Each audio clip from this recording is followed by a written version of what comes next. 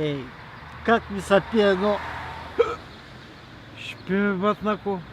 как ще пием, като имаме 1 лев? Спокойно. Аз съм го измислил.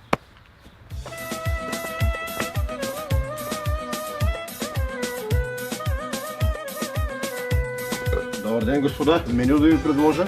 То нашето меню е ясно 25 години. Докарай 2 големи ръки и 2 големи салати.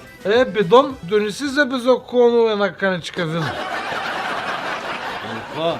Хубаво поръчваш, кой ще го плаща после? Спокойно, имай ми доверие. Дайте момчета. Хапай пива или се притесняй? Добре.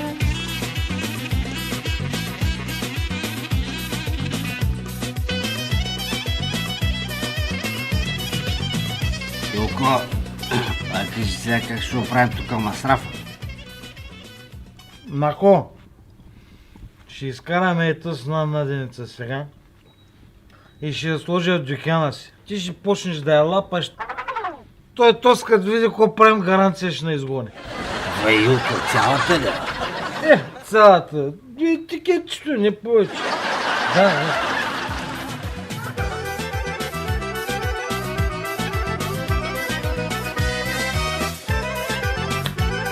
Мамито ви дърти, педероги! Как съм се разпочил? Какво правите, бе? Какво правите, бе? Марш веднага навънка, бе! Аз ме пускай, бе! Здрасти. 2 големи ръки. И 2 салати.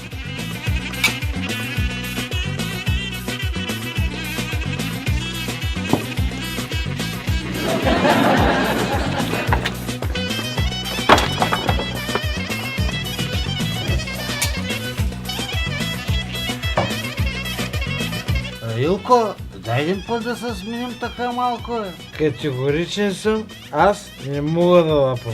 Айде.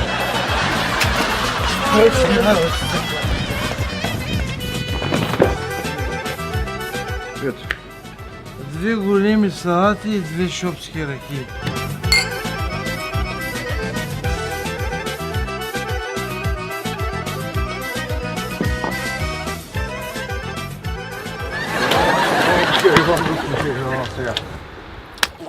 Илко, край.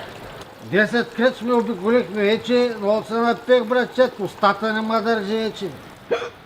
Нако, базик ли се правиш с мене? Питаш има на мен коме.